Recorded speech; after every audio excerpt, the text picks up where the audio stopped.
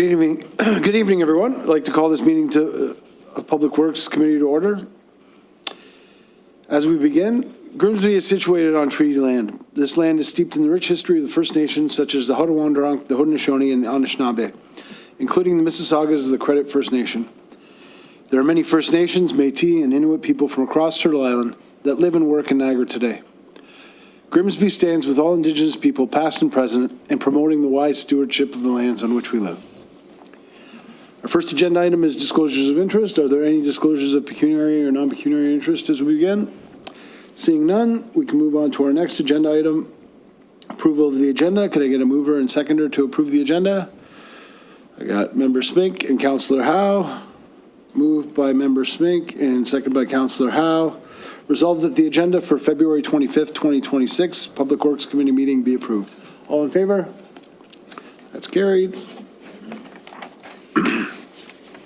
Next, we have receipt of previous minutes. Can I get a mover and seconder to get the previous minutes on the floor, please? I've got Member Rady and Councillor Davoli.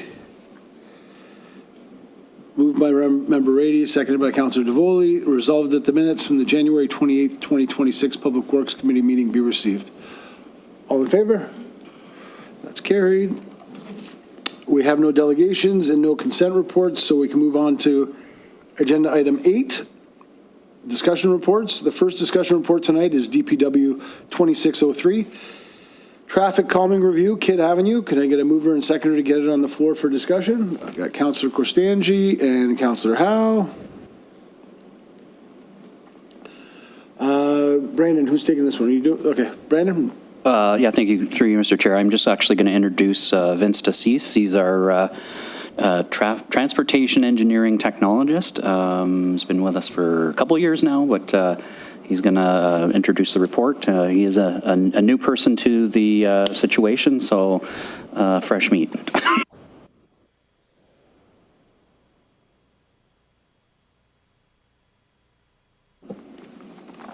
Thank you, Chair, for the introduction. I'm here to present a report, DPW-26-03, regarding our findings and recommendations for Kidd Avenue. A formal delegation was made to the November 26, 2025 Public Works Committee meeting requesting traffic calming be implemented along Kidd Avenue. The delegation requested that the town install speed bumps and lower the posted speed from 50 kilometers an hour to 40 kilometers an hour. The committee provided resolution PW-25-039 asking staff to complete a traffic calming warrant review on Kidd Avenue and report back with results and any recommendations. For context, Kidd Avenue is a local road roughly 150 kilometers in length with a posted speed limit of 50 kilometers an hour between Livingston Avenue and Bolton Avenue. At the south end of the street is formerly the site of Grimsby Secondary School and the new site of Central French Immersion Elementary School.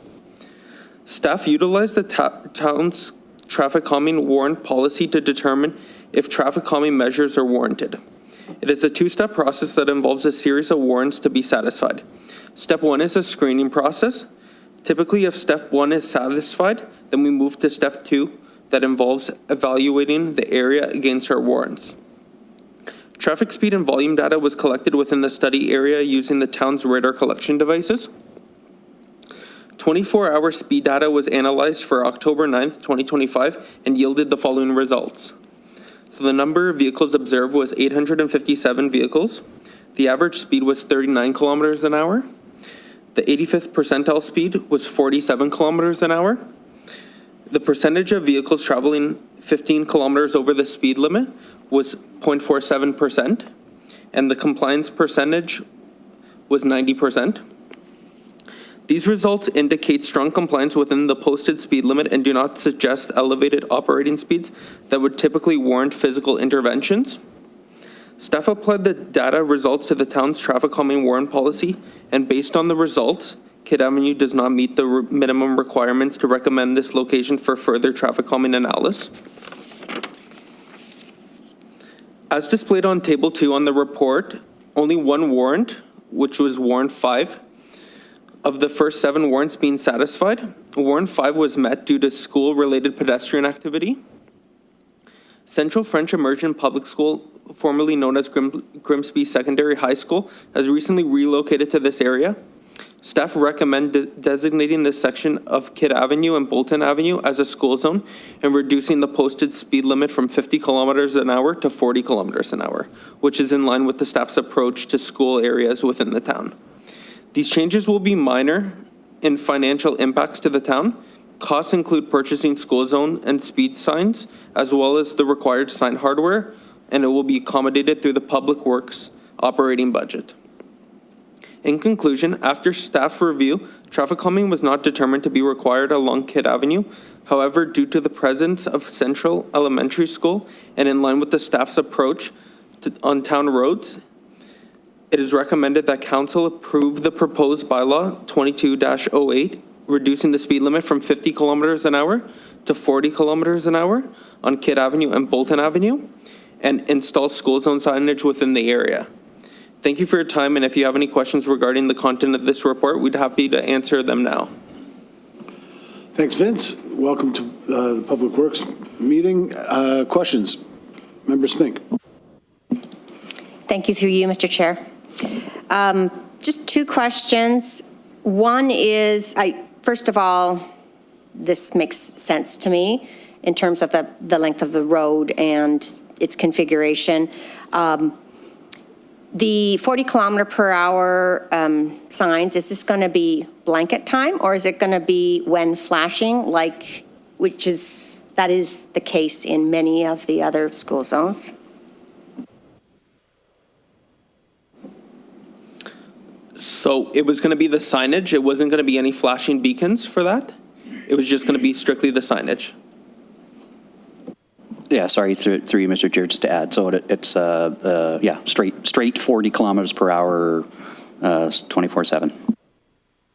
Was there a rationale for doing that as opposed to what we have for Our Lady of Fatima or any of the other ones that are on local streets?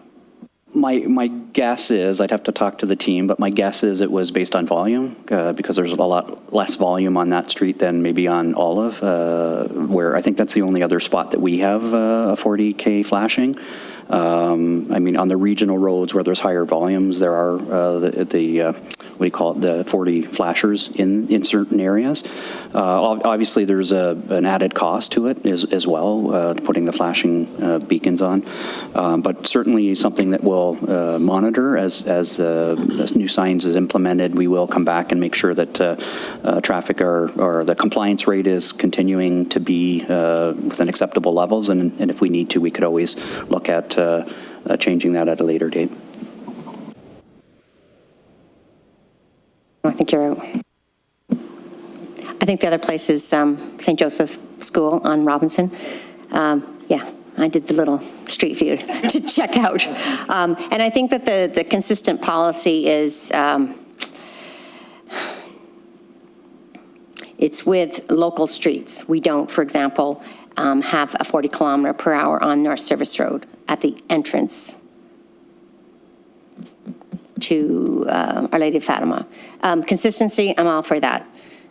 My other question was, I believe there's going to be a minor change to the proposed traffic calming warrants that's in the draft TMP.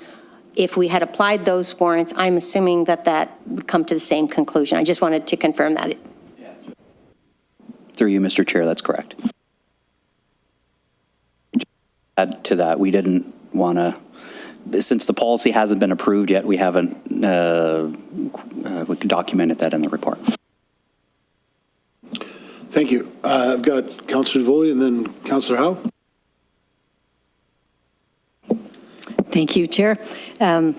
This is only an aside to the actual issue, because, of course, we're talking about Central School. So with respect to the old Central School that is now vacant, and I realize it's on a regional road, but are there any, is there any signage along that stretch that we need to talk to the region about? Because it's been vacant for a while. And under their rules, it seemed that every time there was a school on their roads, the signage said, 40 kilometers an hour, et cetera, et cetera. So, Yeah, just asking what the issue is now on the old school. Through you, Mr. Chair, I'm not, what do you call it? 100% sure, but I think, or I believe that the region had removed the flashing signs when they did the automatic speed enforcement changes through all the regional roads. So as to my knowledge, the signs have been removed on Livingston Avenue in that area. So just to be clear, it's still 50 in front of the old Central School because it's now vacant, Correct. basically. Okay, thank you. I had no other questions about the issue itself. Thanks. Councillor Howe? Thank you, Chair, through you to probably Brandon or Vince, I guess. The signage that, says the school zone, just two, right? One coming in Bolton, one coming in, along Kidd. We're not going to be putting 10 or 12 or anything like that and from different access. We just needed those 2 points, right? Okay. Second, when I first saw it, I said, there's where the thought was put into dealing with the situation that we don't have a whole lot of them, but I think you and the staff and whoever came up with did a very good job of dealing with an issue that because that school is only going to get more kids coming into it. So congratulations and thank you. Any further questions? I've got a couple. Do we want to add St. Andrews to that? Because this school does front onto St. Andrews on the east side as well. So I don't know, and St. Andrews is a through street, so there might actually be people that can, I honestly don't think you can get, it's hard to get up to 50 kilometers an hour on Kidd Avenue, but I think St. Andrews is one where you can. So do we want to add St. Andrews to that as a 40-kilometer-an-hour zone because it's adjacent to a school? The school actually fronts onto it on that street. So that's, I don't know if you want to speak to that at all. Yeah, thank you through Mr. Chair. I'd have to check back with the team, Michael in particular, if I don't think St. Andrews was analyzed in terms of speeds, but it's something we can take away and take a look at it to see if it warrants expanding it to the St. Andrews as well as Bolton. Yeah, from my perspective, because it's a through street, because it probably has more volume because people actually use it to get from Main Street to Livingston, all of those things, it might require, I think if we're going 40 on Kidd and Bolton, we know that signage doesn't make a huge difference, but hopefully that combined with the school zone sign, which is insignificant in cost compared to, other kinds of costs. I'd like to see that happen if it warrants it and if staff thinks it's useful. Have we communicated to the people who brought the petition forward? Because, we had people come to council, we had a petition come forward. Has this information been communicated to the residents who brought it forward? I'll let you answer that. Thank you, through Mr. Chair. Actually, I mentioned it earlier today that we forgot, but I understand Councillor Kersanji had emailed the resident in question, and I think he said thank you. Regardless, we will follow up with email following the meeting, tell them where you can find the report and the agenda. So I apologize, it was a miss on our end. I did say that we would get it out in advance, and fortunately, we missed that. Because I was surprised not to see a delegation tonight, or people here during the discussion. So if we can get that information out, I would appreciate it. And I think that's it for me for questions. Member Spig? Just as a follow-up, I think I would support a revision to the posted speed limit on St. Andrews if it's within 150 meters of an entrance, which I believe is what was cited as the consistent policy. If there isn't a vehicular or pedestrian entrance on St. Andrews, we might want to, reconsider that, or our policy has to change. That's all I was going to say. Thank you. That's Yeah, good. sorry, through you, Mr. Chair, we'll certainly take that away and look at it in more detail. I'm not sure with the level of the review, but we can certainly look at that and see, was the decision made as no, it's not warranted, or was it just a missed thing that we'll follow up with, and I'll follow up the committee afterwards. Councillor Davoli, you had your hand up? Chair, just to then clarify where we're going with this motion. So is the intent, now that we've come up with the additional piece to look at, and I would think to go forward and to recommend this to council, get that passed, and then in the meantime, staff will look at I'll call it the potential adjustment, and then just come back with another report on that? Thank you. Okay. Does the motion need to be amended, or no? The motion will stay as it is worded, but there'll just be an additional point noted in the minutes that'll be. Brandon's nodding his head and that it will be fixed. Okay. Sending an email right now. Okay. Are there any further questions or comments on that report? Seeing none, we have a motion moved by Councillor Cristangi, seconded by Councillor Howe. Resolved that report DPW 2603 Kidd Avenue Traffic Calming Review dated February 25th, 2026 be received, and that the Public Works Standing Committee recommends council approve installing school zone signage and reducing the speed from 50 kilometers to 40 kilometers on Kidd Avenue. It doesn't mention Bolton here. Should I write Bolton in? Because we talked about Bolton as well. I believe it's in the bylaw. Okay. Vince, is it? The bylaw says Bolton as well? Through you, Chair. Yes, it is. Okay. Perfect, so yeah. Thank you. I just want to make sure that and I know that you'll fix it if it needs to be fixed, but two, that the proposed bylaw amendment provided herein be approved by council. Any further questions or comments? All in favor? Opposed? It's carried. Thank you. Second discussion report is DPW 2604, Public Works Department Update, Q1 2026. Can I get a mover and seconder to get on the floor for discussion? Got Councillor Davoli and Member Smink. Brandon, please go ahead and explain the report. Thank you, Mr. Chair. So this report provides Public Works Committee and Council an update on the status of our projects. It's nice this year we were able to bring the report a little bit sooner than we have done in the past, mainly due to the fact that our budget was approved early, so it helps us get organized. So for all my resistance to doing the budget early, it actually has worked out well. So the project list that we provided is in Appendix B of the report. It includes both some carryover projects that we had from last year, as well as new projects that we've identified in 2026. New to the report too is, or to the table, is we've identified or highlighted projects in 2026 that we've identified as a priority for us, whether it's the department or the corporation. So I just wanted to let you know that they're identified in there. And then I thought I'd go through a few of the projects just to highlight some of the status, and then happy to take any questions on those projects or any other ones that are in the list. So. Just starting with the downtown reimagine project. So we're on schedule to get to phase one of the project out to tender in March. This should keep us on schedule to award the project sometime in April, and then looking to start construction May, June, and complete the work, the phase one work in this fall.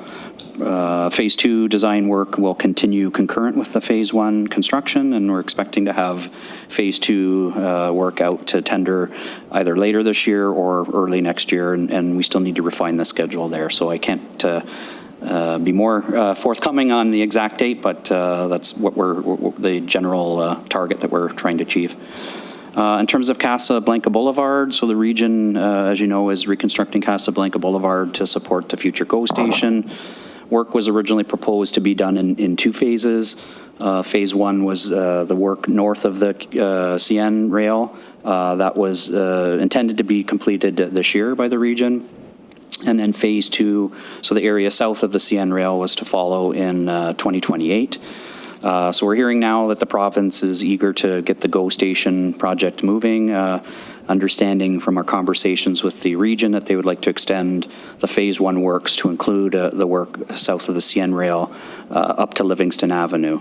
So, you know, I believe I've spoken to the committee previously about the challenges that we had on the stormwater design for the road work south of the CN Rail. We have been working closely with the region to explore stormwater management solutions.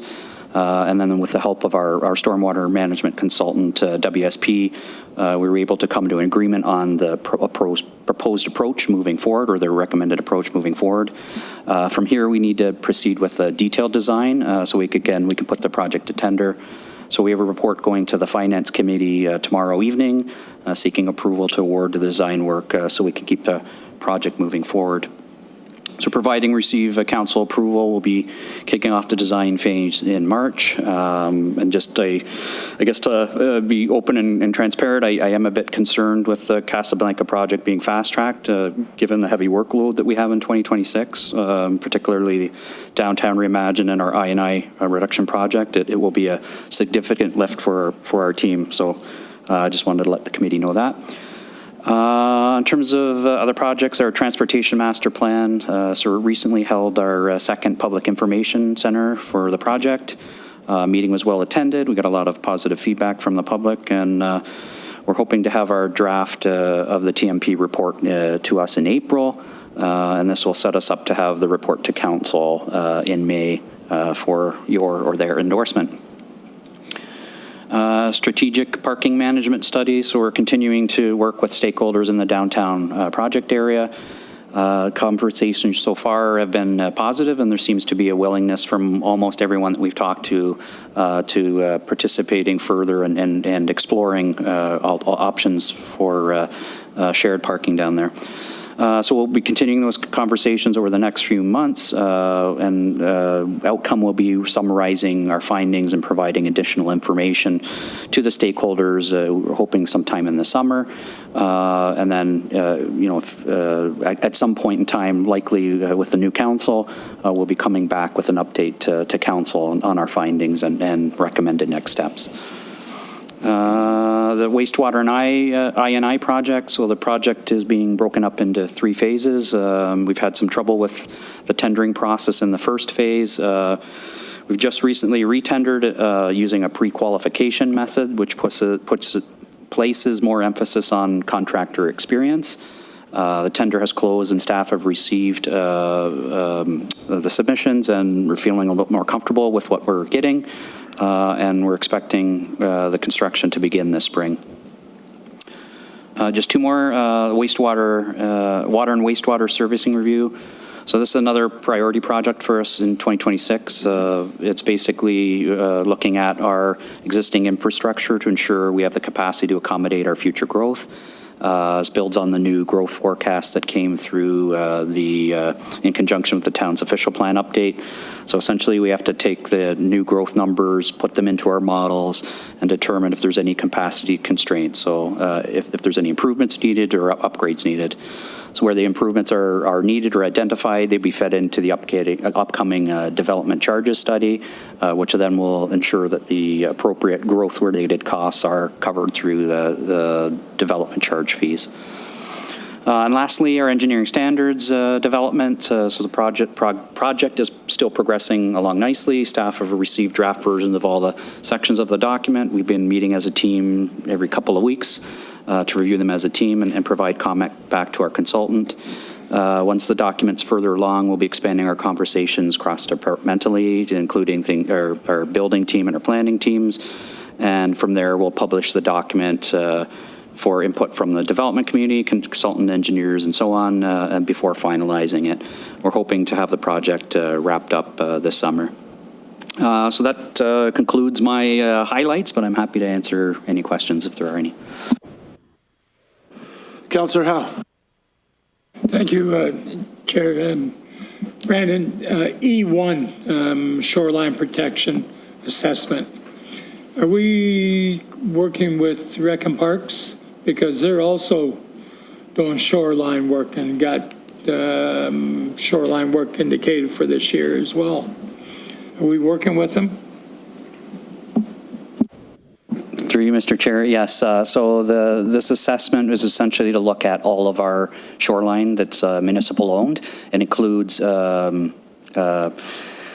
community services owned or community services managed parkland, and as well as the road allowances as well. So yeah, and a short answer, yes. Long answer, I gave you it.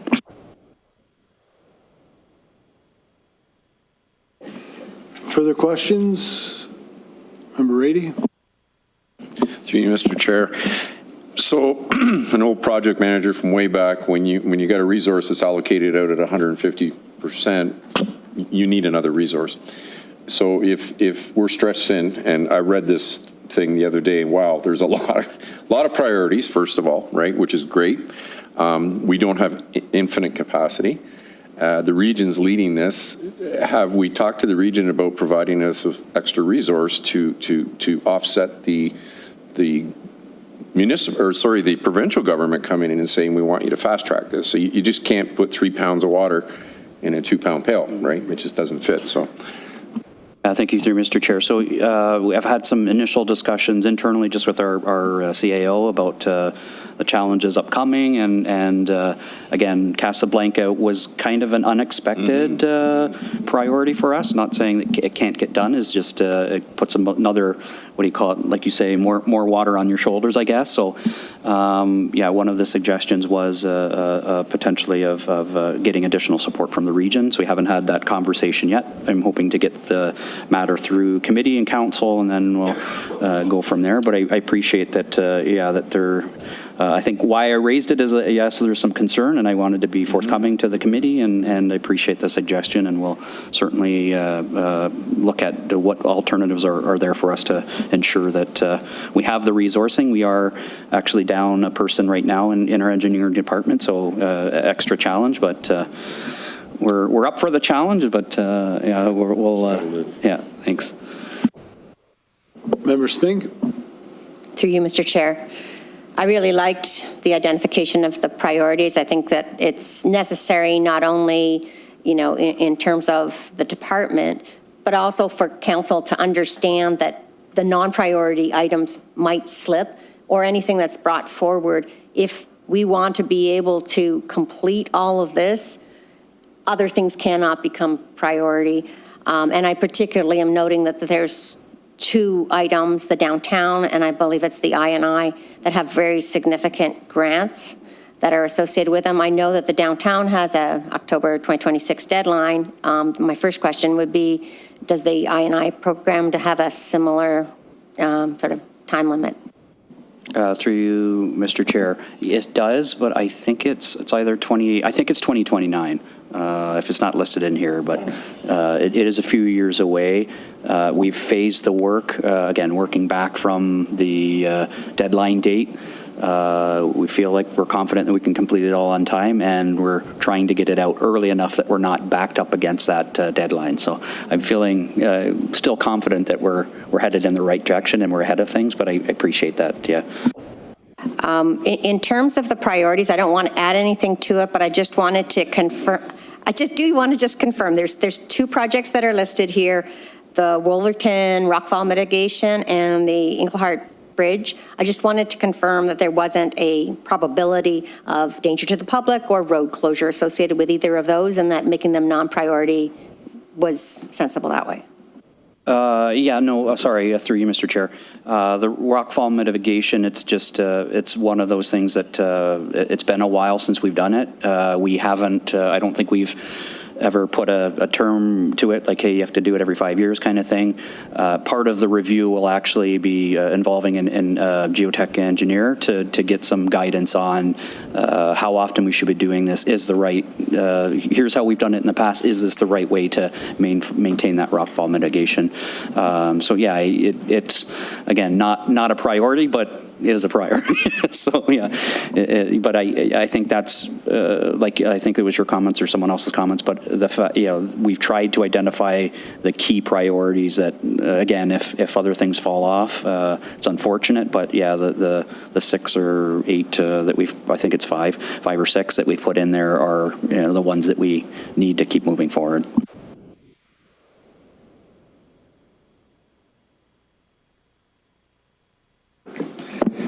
Through you, Chair, just on Wolverton Rock, we've kind of viewed that as potentially a multi-year if we can't roll it out all this year, but the first phase that will be like scraping the rock wall, actually removing any of the risk, any of the fall that's there. The second part to that was to hire geotech and do a study basically finding, is there any long-term strategies we can put in to prevent future risk or future fall from happening? So any current risk will be taken care of this year, this season, and then we'll be looking at what can be done to either prevent it or, as Brandon had mentioned, coming up with a strategy of a timeline for review, inspection, or completion of further stuff. Thank you.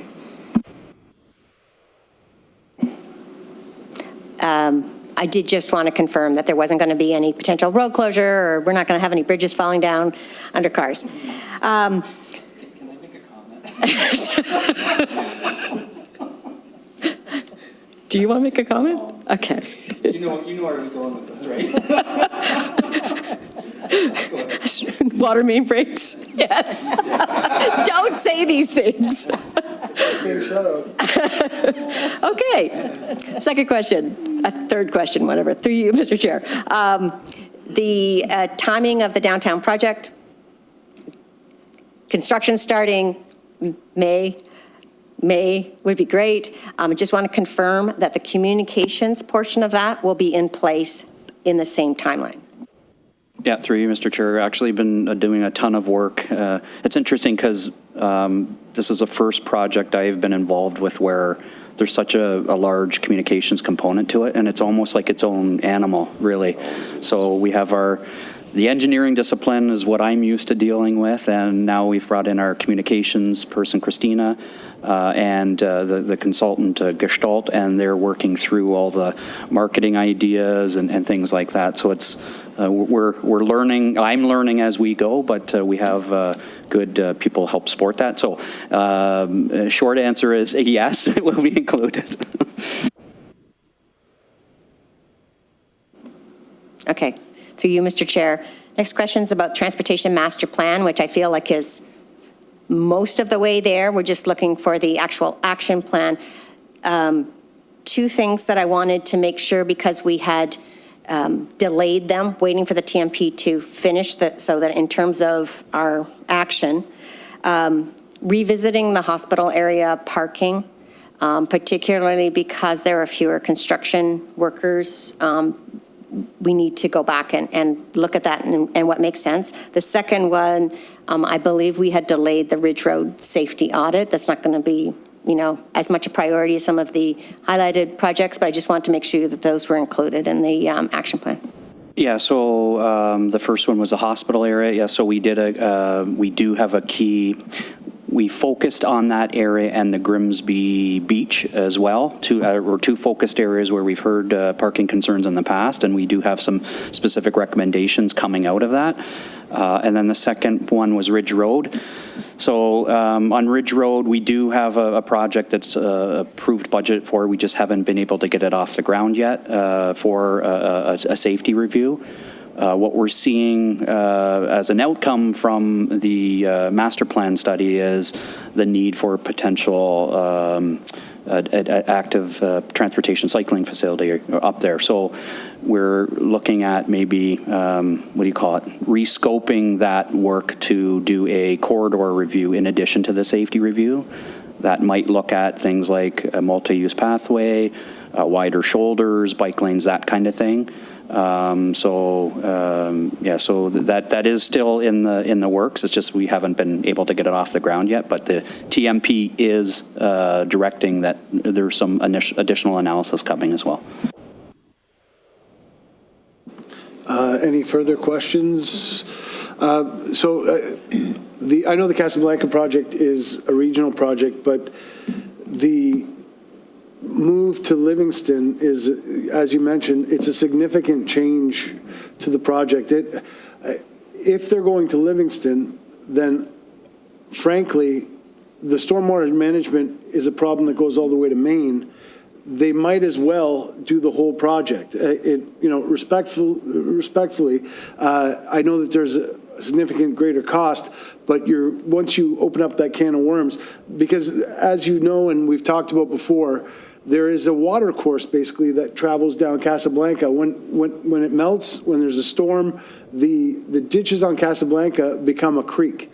And there is a huge flow of water that needs to be dealt with. And dealing with it just from Livingston to to the tracks it doesn't make any sense, because you're going to, from an engineering perspective, and I'm not an engineer, but I mean, I've played one on TV, and I know that you're going to have to, you're not doing it piece by piece. You're going to have to engineer the entire thing. So it doesn't make sense to do it the way that they're talking about doing it. There is going to be a significant amount of stormwater that's going to need to be dealt with. I know that this is not a town project, but because we are dealing with it, and we've been asked to deal with it from a stormwater perspective, I really think that we need to push back and say it either needs to be all of it or just what you said you were going to do in the first place, because those are two different projects, or one big project. Because, as you know, the overpass and north of the tracks is, I don't want to use the term simple, but a relatively simple job in comparison to the stormwater management portion, which the engineering involved in that, and going underneath tracks and all of the things that go with that might require a stormwater management pond. It might require, I don't know what that's going to look like. I could just imagine from my experience in other parts of town where we've had to do similar things, what that's going to look like. So I would say from your perspective, you might want to push back and ask for the whole thing to be done, or it not to be touched at all. I want the whole thing to be done, so please don't misunderstand me. And the other question that I have for you, after you comment on that, is does that include the improvements? Because if it goes to Livingston, they talked about, there was talk about improvements to Livingston that will be part of the GO station area. So improving the portion of Livingston.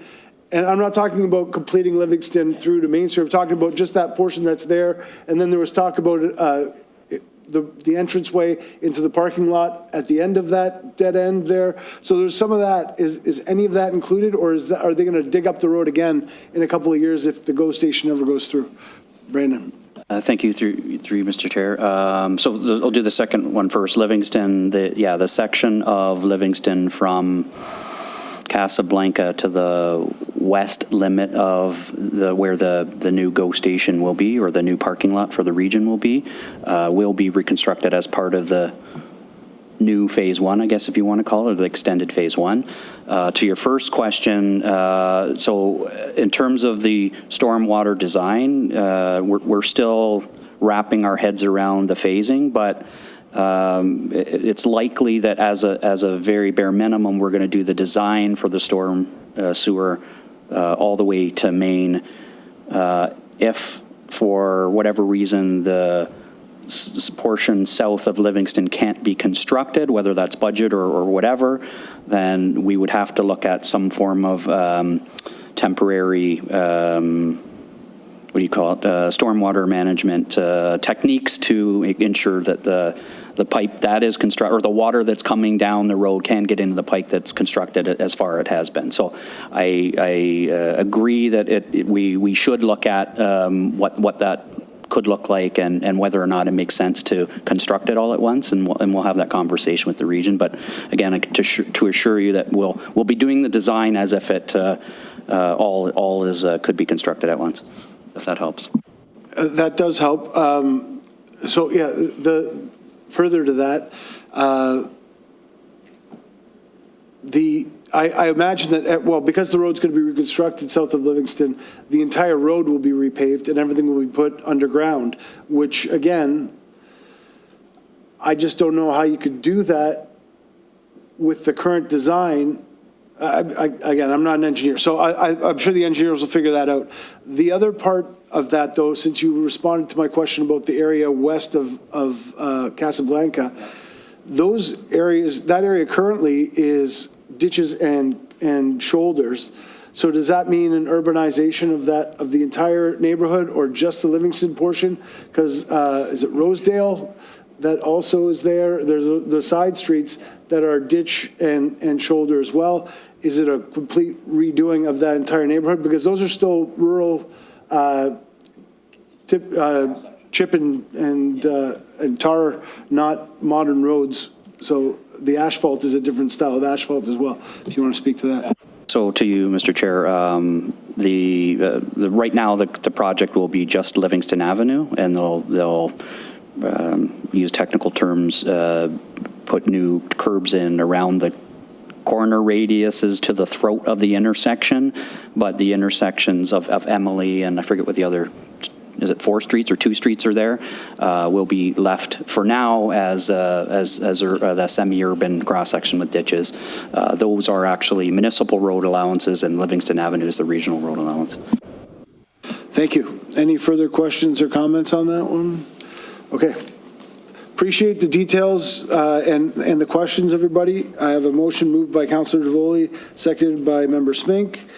Resolved that report DPW 2604 Public Works Department update Q1 2026 dated February 25th, 2026 be received for information. All in favor?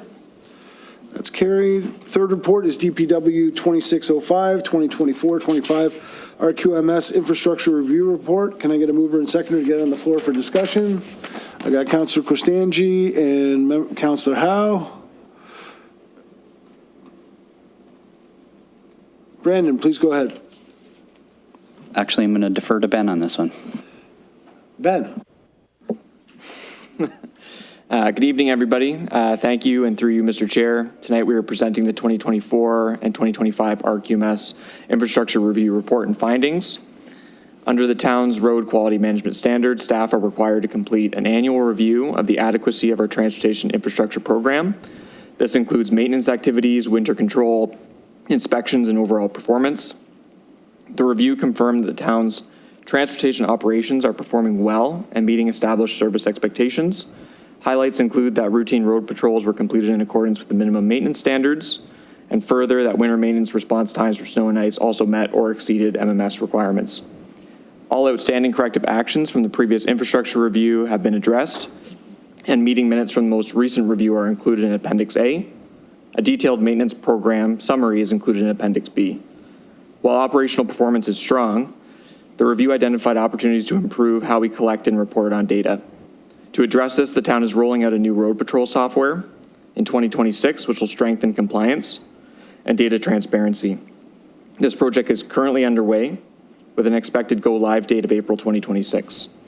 In summary, the infrastructure maintenance programs are functioning as intended, and staff remain confident that meeting or exceeding legislative requirements and internal levels of service.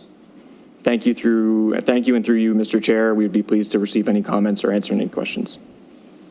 Thanks, Ben. Questions for Ben? Councillor Davoli. Thank you, Chair. I noted on page 3 of the report, under winter materials,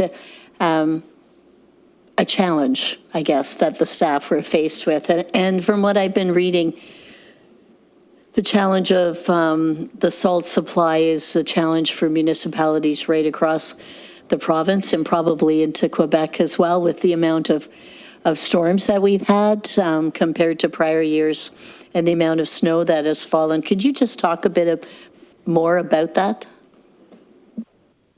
Sure. Through you, the chair. There is a known province-wide or North America-wide shortage of salt.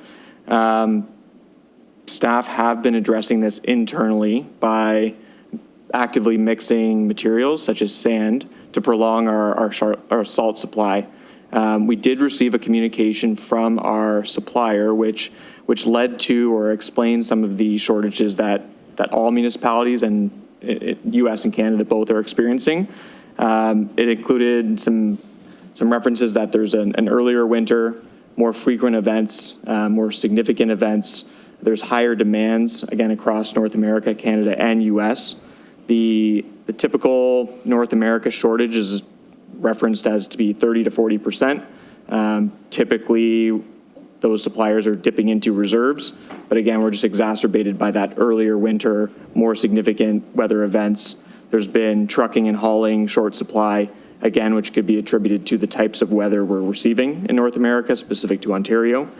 There is also some comments about some of the complications or stresses on the Goderich plant, which is operating at capacity to produce, and they simply cannot get more out the door, out of the mine. So I hope that provide some more information. Thomas, you had something you want to add? Yeah, sorry, just through you, Chair, just to add a small comment. So yes, this is a, provincial issue that everyone's having, but more locally in the region here, we do have like an active working group with all the local municipalities and everyone included in our sort of area tender, where we are meeting on a weekly basis and ensuring that there is at least as much of a supply spread out through all the municipalities, so no one is going without salt. So we're trying to work together to make sure that at least we're kind of ensuring the safety for the entire region as best we can. So we are working together with our partners in the area to make sure that we are, trying to distribute the supply that we do have available. So that's nice to hear, actually, that sort of collaboration and working together. Any other questions? Number 80? Thank you, through you, Mr. Chair. Ben, I know you made reference to the fact that the road patrol records are going to be starting, but I also know we've been talking about CMMS, and it sounds like it's fine. The clutch is catching here. We're finally getting some traction off this. But in here we say this may not, is it not talking to CMMS, or is it an extension of CMMS? I'm an IT guy, so I'm curious to know if we just did CMMS, why are we not using CMMS? Because it sounds like you're actually getting some traction off the CMMS now. Yes, through you, the chair. We are getting traction from CMMS. Again, the intention of CMMS being the work order system, so being able to drive task-oriented workflows to operations level staff. What the road patrol software is going to offer is our actual compliance tool for actively completing the road patrols. So both showing our compliance, we'll call it turn-by-turn navigations for staff, outlining where deficiencies are. It'll allow proactive reporting that can then feed into, maybe through a manual exercise, maybe through an API in the future through CMMS to create some of those workflows. So I hope that answers most of your question. Yeah, it does, and I like to hear those 3 letters API, because that means there's going to be automation involved, and we're not doing this, right? So we've made great strides in the last couple of years on this CMMS, and I know I've hammered Thomas a few times on it, so I'm glad to see we're getting some results out of it, and I understand how it works. But yeah, if the road patrol system can talk to the CMMS system, I think we're a step up. Thank you. Member Spink? Through you, Mr. Chair. I think I understood your question, Mark, to be answering my first question, which was the road patrol software is actually going to be implemented this year. I think it's been at least 1 year, maybe 2 in coming. Thank you. I wasn't going to speak, but it's a great question. Thank you, through you, Mr. Chair. So I guess maybe at a high level, we went out with this project thinking we're going to get this piece of software that does everything. As we worked through it, we've decided or found out that there is no one piece of software that can do everything that we need. So we're using the Brightly product towards work order management, and we're looking at the what's it called? Burnside as our road patrol software. Is there any other gaps that we found? I shouldn't ask that on camera, but no. So I guess just to reinforce that, again, we started out with, hey, we want this product that does everything. Now, there is products out there that do everything, but they are really a lot of money. So I would think I think reevaluating or debriefing with the team, we've lessons learned in terms of the software and that we implemented, and we're adapting to the limitations and bringing on new software. So so hopefully that kind of better explains kind of where we're at with everything. Thank you. Yes, I just wanted to stress, I know you know this, that meeting the minimum maintenance standards is one thing, but you actually have to prove it, which is why the documentation is so necessary. That's why we have a lot of, we can't really approve it things. I did have some specific questions about our performance last year, particularly as it compares to our performance in 2024. I was looking at the average response times on page 3 for road surfaces and shoulders, and also on page 11 in terms of signs, and it just seemed like there was a big increase. Like some of them it was 10 days in 2024, and it's 50 days in 2025, and I'm not sure if there is a reason behind that change that I'm not understanding.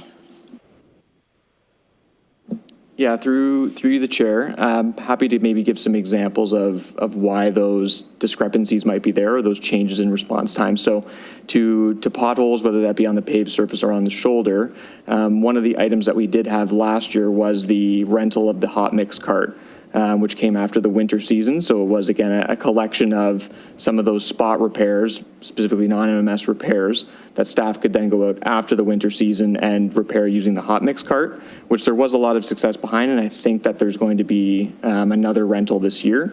Whereas in previous years, staff had gone out with cold patch in the back of a truck ongoing. So those are more ad hoc. You can get to them in a day or two. Whereas the hot mix cart provides more of a long-term solution to those spot repairs. And then maybe towards signs. So again, one of the concerns we have with how the data is reported out of the existing systems or through paper records or others is that it doesn't necessarily always capture the corrective date. It may have the date that the sign was replaced, for instance, but whether or not there was a temporary one placed there within a couple hours of the deficiency being found is something that we've found is missing from our current data. So if a stop sign's been hit, staff will respond immediately and put up a temporary measure, but the actual response date or corrective action date will reflect when the stop sign's replaced, which might come after winter season once the ground is thawed.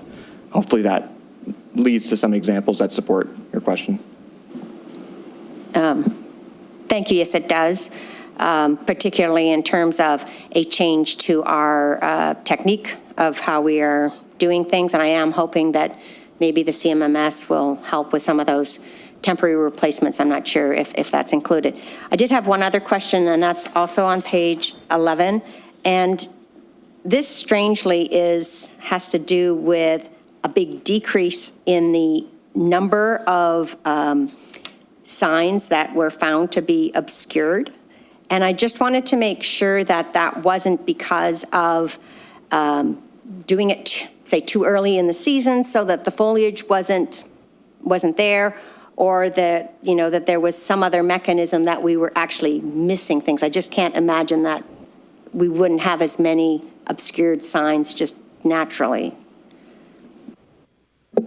Through the chair, one of the items that's been talked about ongoing during our infrastructure reviews, or even management reviews for that matter, is the number of, we'll call it brush and tree calls that operations receives regarding roads or associated infrastructure. So what staff have been doing proactively ongoing is trying to address brush and tree maintenance along the roadways ongoing. So hopefully the reason why we're seeing a decrease in the number of obscured signs is because we're being proactive throughout the season in addressing and season to season. So as we're addressing those issues ongoing, hopefully we're seeing a decrease in the number of obscured signs or other roadway related deficiencies towards brush and tree. Yep. Any further questions or comments, Member Rady?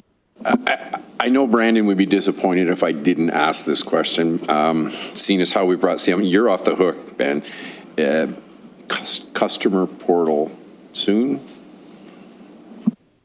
So going back to that was one of the gaps. Going back to my original question, or earlier answer, sorry. Yes.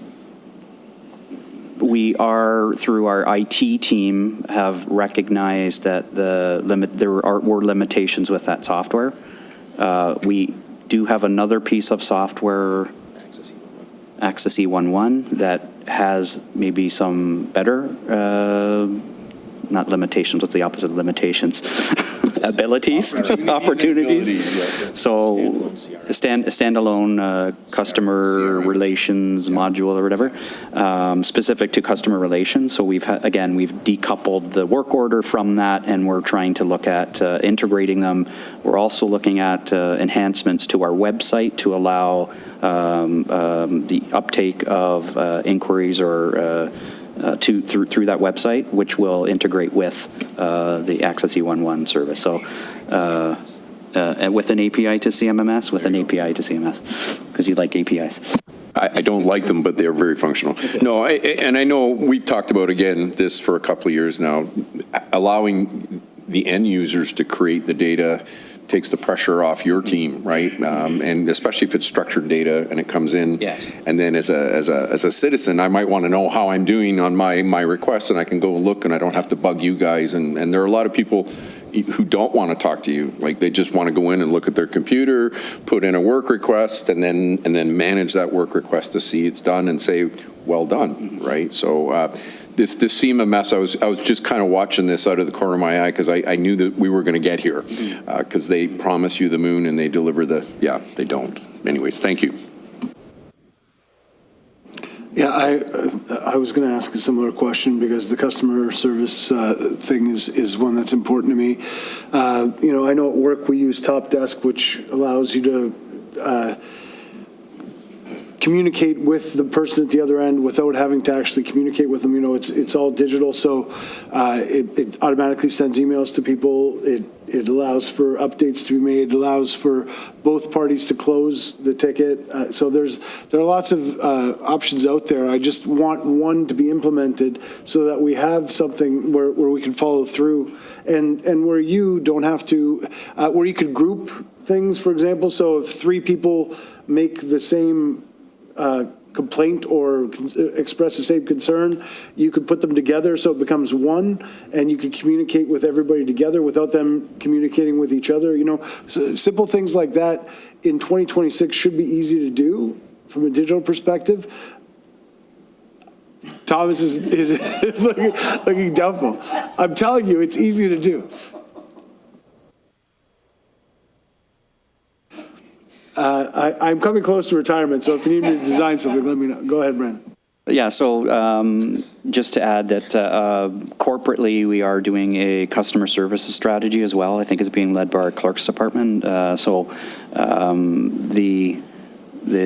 what do you call it? The whole customer relations is not just a public works issue. It's being looked at corporately, and the outcomes will be some strategies for how we get to the what do you call it? The end result that I think we all feel like we need to get to and should be getting to. I like that answer, and because that means we're going to have a unified response that is used by everybody. I hope we get there sooner rather than later, because I've been asking for it since 2008, I believe. So I was promised an app in 2012, okay? So that we would have a Grimsby app, and that was like 3 CAOs ago. So somebody, do I have to design the app myself? Let me know. I've got summers off. I'll work on it. The other question I had for you is, so we had the discussion about the limited supply of salt. Does that change what we do going forward? Because I know that we have to, so there's 2 different approaches, right? We've had a lot of slow winters, and we've probably based our purchases on what we need in a typical year. On the opposite side, from an engineering perspective, we design things for the 100-year storm. So have we thought about, increasing our capacity for storage, doing things like that so that we don't get stuck in the future? Because, we don't know what we don't know. And what I would hate to happen is that we are put in a place where we have to pay increased amounts of money because the demand, when there's a limited supply and increased demand, prices go up. I don't want the toilet paper during COVID scenario for public works. All right. So, and if there's a perceived lack of supply, that's just as bad as an actual lack of supply. So, and that's another thing that we learned during the pandemic, right, is that it doesn't have to be a real thing. If there's a perception that there's lack of supply, people buy more than they need to. So have we thought about changing the way that we store things and maybe increasing our supply so that way we don't get stuck in the future, I guess is my question. Through you, Chair. So yes, short answer is we are looking at all these things.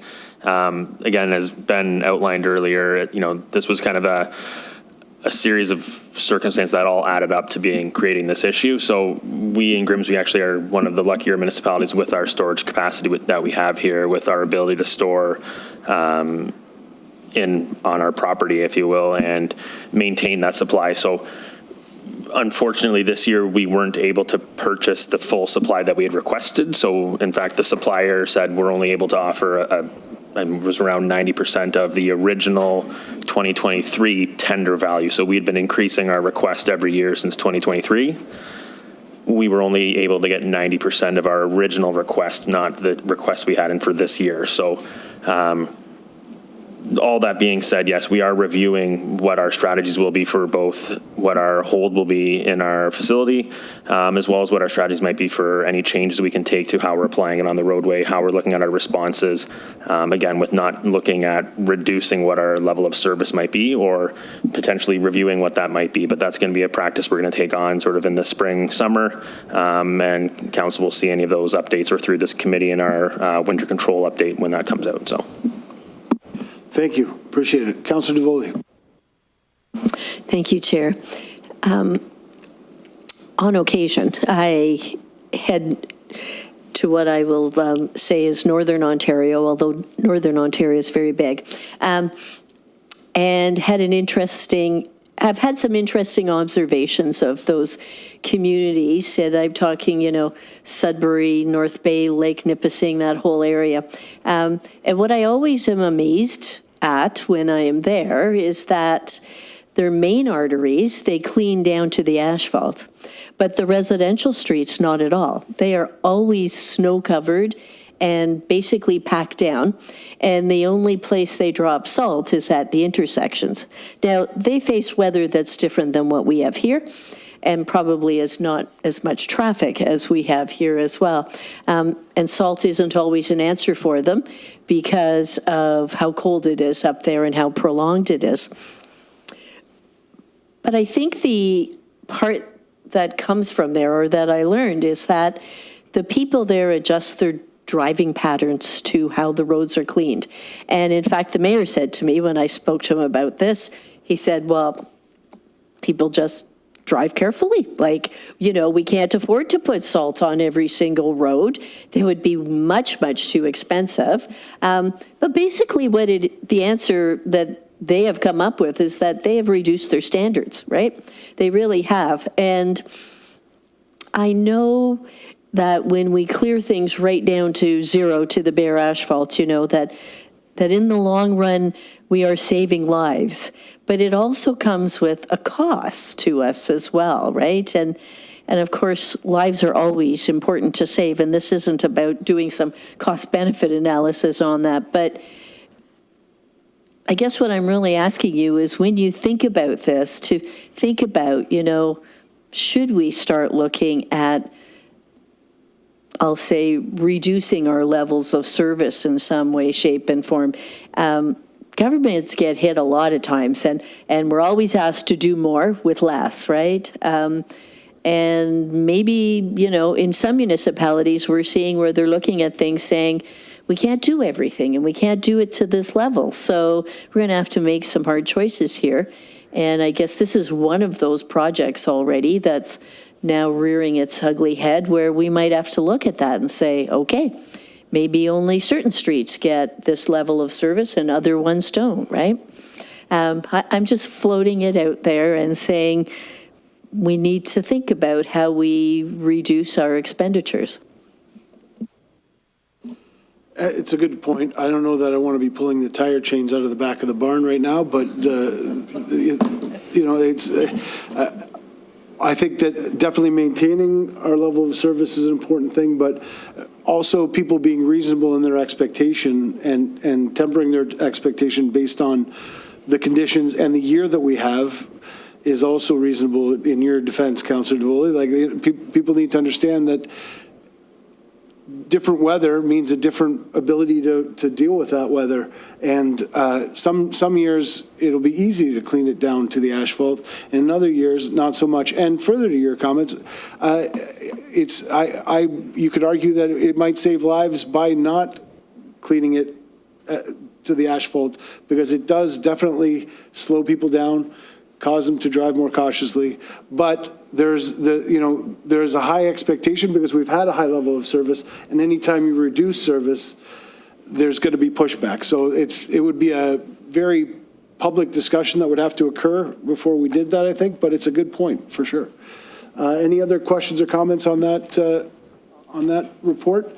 Seeing none, I have a motion moved by Councillor Korstanji, seconded by Councillor Howe. Resolved that report DPW 2605, 2024-25 RQMS Infrastructure Review Report dated February 25th, 26 be received for information. All in favor? That's carried. Fourth report is DPW 2607, 2025 Annual Performance Report, Sanitary and Stormwater Systems. Can I get a mover and seconder again on the floor? Member Rady, Member Smink. Brandon, please go ahead and explain the report. Jackson. Yeah, awesome. Thank you. We're getting everybody in on the No kidding. Thank you, and through you, the chair. This report provides the annual performance report for the town's sanitary and stormwater systems as required under the CLI ECA. This annual performance report for both the Grimsby sanitary sewage and stormwater management system provides an overview of key monitoring activities, maintenance programs, operational issues, overflows and spills, and improvements to system performance. This year's report demonstrates that both systems are operating effectively. One notable project completed in 2025 involved the repair of sanitary laterals, including the correction of known cross connections within the system. In summary, this report confirms that the town's sanitary sewage and stormwater management systems continue to function effectively under the CLI ECA framework. Thank you for your time. We're happy to receive any comments or answer any questions. Thank you, Jackson. Questions for Jackson? Wow, that's great. Seeing none, the key is to put your reports later in the agenda, so people have, you want people to be exhausted so they have nothing to say. All right, I've got a motion moved by Member Rady, seconded by Member Spink. Resolved that report DPW 2607 2025 Annual Performance Report Sanitary and Stormwater Systems dated February 25th, 2026 be received for information. All in favor?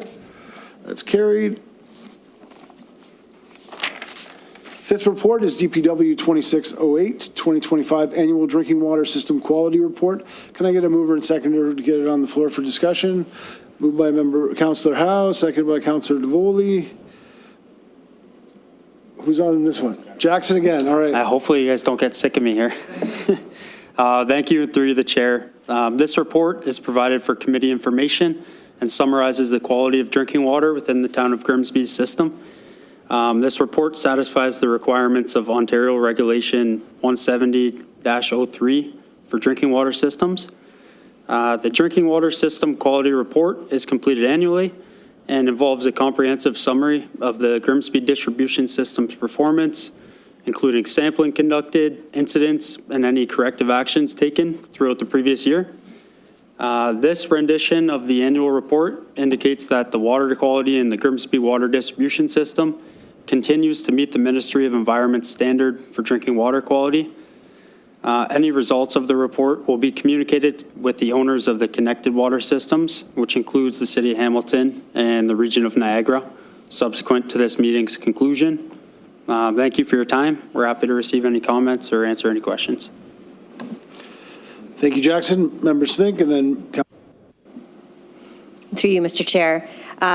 Could you please tell us about the October 16th, 2025 adverse water quality incident? I'm just going to pull it up here. Just bear with me a second, sorry.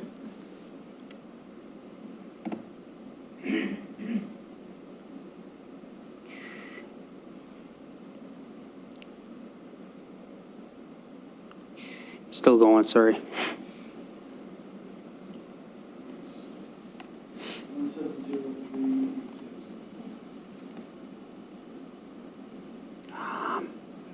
Having trouble here.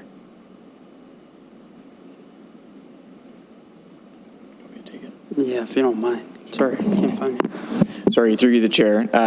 Happy to speak to the adverse quality incident, which was one total coliform, which was taken during weekly micro samples.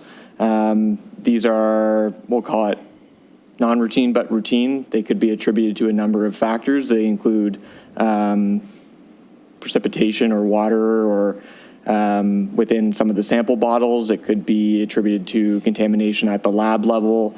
It could be a contamination on one of the water operator's gloves or otherwise. So hopefully that's enough information to support your question.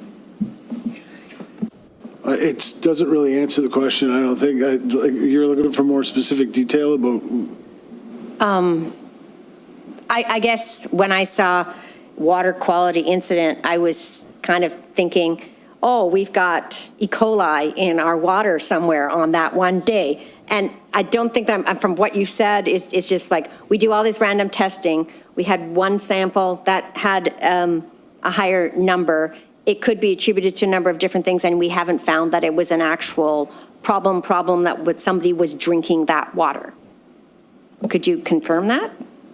Yes, through you, the chair. So we being our drinking water operators, under Schedule 10, take weekly microbiological samples at 13 different locations within the town of Grimsby. On one of those samples, we received a nonconformance or a one total coliform exceeding an amount of 0, being the allowable limit. So when that occurs, staff have to then report and receive direction from public health on what next steps are, which typically in these scenarios is sampling upstream and downstream of where the detection was, which then once those results are received confirms whether or not there may or may not be a problem within the distribution system. These are subsequently filed on Forms 2A and 2B, being the Notice of Adverse and Notice of Resolution to the Ministry of Environment. And those are subsequently summarized on this report, just in a high level of what the nonconformance or what the exceedance was and what the actions taken were at the direction of public health or otherwise. So no, there was not an incident of somebody ingesting something within the drinking water system. Yeah. Yeah, sorry, through you, Mr. Chair, if I can just add to that. So correct me if I'm wrong, total coliform is an indicator of potential issue. It's not an issue in itself. So it's when we see it or when we get a sample, it's do a resample, flush the water main, that kind of thing. I don't know if it's flush on the first time, maybe it's a flush on the second time. Something like E. coli is an indicator that there is an issue, and that would what do you call it? The response is much more significant in terms of that issue. So. For me, this is an indication the system works. There's a test. It shows a problem. We test multiple times again to make sure that there isn't a problem. Those tests show that there isn't a problem. We can close the case. So within 4 days, I think it says the 20th of October, which is 4 days later, the proper testing had been done and it was closed. So, Thomas? Sorry, yeah, through you, Chair, just to build on that. So yes, you're right, Chair, that this is really an indication of that our system is working. So to the question, this is routine testing that's carried out weekly throughout the system, throughout our distribution system, through our sample stations that we have. They're sent to lab. It's checking a variety of things. So we check the chlorine content at the time of sample taken. It goes to lab. They check it for multiple things. As Brandon indicated, the total coliform is sort of that indicator of, is there potential for bacterial issue there? So it's not, it doesn't say E. coli. We do test specific for E. coli, and that did not get indicated here. So when a TC or a total coliform comes up, it's sort of that indicator of recheck your system to make sure that there isn't something happening. And I think as Ben was leading to earlier, not to say that is a false positive, but a lot of it could be attributed to any type of contamination, whether it's on the sample station itself. I mean, we do have processes and techniques to try and eliminate contamination. But there's many steps, obviously, along the way where contamination can get in. I mean, there's some bacteria everywhere, right? And it all takes is one count for that to trigger. The process and the follow-up that takes place with the various forms and the communications, it's a process of, contacting the ministry, contacting public health. So there's a lot of bodies involved in this. But it is relatively, I hate saying routine in this response. It can happen hopefully not regularly, but when it does, it gets cleared through the system pretty quickly, and it is just an indicator of that, yes, the checks and balances are there to make sure that, staff are doing their thing and that the reporting is happening. So, thank you. Thank you. I appreciate the explanation. I think it's my ignorance and also jumping to the wrong contaminant. Councillor Davoli, did you have a question? I did, and I'm not, Chair, I'm not sure who to direct the question to. It's my understanding when we do this water testing that it is done to certain provincial standards. But it's also my limited understanding that we are not testing for what they call PFAS chemicals. Is that correct? I had to look up what it stands for. I'm not even sure I can pronounce it. I mean, it's something like polyfluoroalkyl substances, but those are the ones that they're now thinking are the forever chemicals that cause cancer. And in certain countries, they have identified them in their water systems, and people no longer drink the water that comes from their taps in their kitchens and bathrooms and so on. So I guess I wanted to start with the first question of, do we actually test for this? Through you to the chair, no, we do not test for it. Sorry, if I can add to, so as you alluded to, I think, so we test our water in accordance with provincial standards, and I believe there's federal standards as well as in addition to the provincial standards, so they follow very similar guidelines. So if there was a change in policy, that's basically communicated through their standards, through their regulations. Hey, you have to now take a sample for this. One of the more recent ones is lead was maybe 10 years ago that the regime changed, as well as HAAs, haliocetic acids. So from time to time, the health experts make regulation changes that then require us to do additional sampling. So if that's on the federal or provincial horizon or radar, then they would communicate it to us through those standards, and then we would do the samples to meet those standards. I hear you in that there are standards, and we're testing to those standards. I think it's the summary answer. I think my concern is that sometimes the standards don't keep up with the chemistry and the technology that exists out there to find this, right? And so how would we know? Could we do our own chemical testing of this to see if it actually occurs within our water system? Could we as homeowners do it?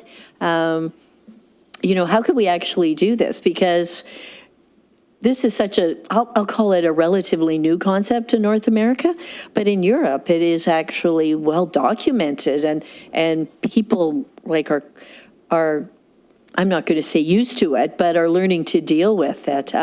So sometimes I think it's about the standards that perhaps have not kept up with identifying all the various issues that can be, and cancer being one of those, where I sometimes think, you almost think, with my very limited medical knowledge, that there is something we are all ingesting or eating or drinking or something that is probably leading to this. And, in Europe, they've decided this is one of those factors in all of this. So I guess my essence of my question is, how could we test for this? How much would it cost?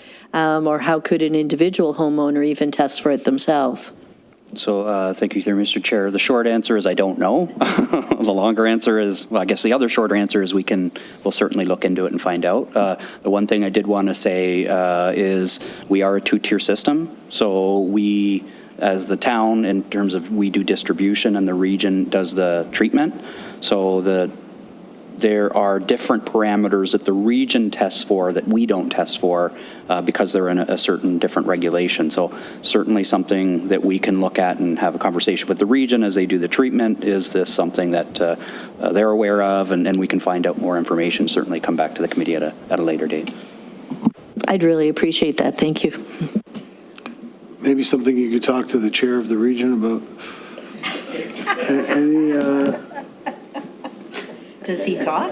Any other questions regarding this report? Seeing none, I have a motion moved by Councillor Howe, seconded by Councillor DeVoli. Resolve that report DPW 2608, 2025 Annual Drinking Water System Quality Report dated February 25th, 2026 be received for information. All in favor? That's carried. Sixth and final report is DPW 2610, 2025 Annual Drinking Water System Municipal Summary Report. Can I get a mover and seconder to get it on the floor? Councillor Korstanji and Member Smink. Jackson. Yep, thank you, and through you, the chair. This final report is provided for committee information and presents the 2025 Annual Drinking Water System Municipal Summary as required under Schedule 22 of Ontario Regulation 170-03 and the Safe Drinking Water Act. The summary report outlines the town's compliance obligations as the owner of the Grimsby Water Distribution System, including confirmation of any regulatory non-compliance, licensing or permit issues, and any orders issued by the Ministry of Environment, Conservation and Parks throughout 2025. The report also provides an overview of system approvals, accreditation status, and water consumption data from the Grimsby Water Treatment Plant, demonstrating that the system met all regulatory requirements and had sufficient capacity to support existing demand. This year's report confirms that the Grimsby distribution system and water treatment plant continue to operate within approved capacity limits while maintaining compliance with provincial standards. Thank you for your time. We're happy to receive comments or answer any questions. Thank you, Jackson. Questions or comments for Jackson on the drinking water system report? I think we covered most of it with the last discussion. Seeing none, I have a motion moved by Councillor Korstanji, seconded by Member Smink. Resolved that report DPW 2610, 2025 Annual Drinking Water System Municipal Summary Report, February 25th, 2026, be received for information. All in favor? That's carried. We have no correspondence. Is there any other business pertaining to the committee? Seeing none, the next meeting of the Public Works Committee is scheduled for Wednesday, March 25th, 2026 at 6:30 p.m. Thank you, everyone. The meeting's adjourned.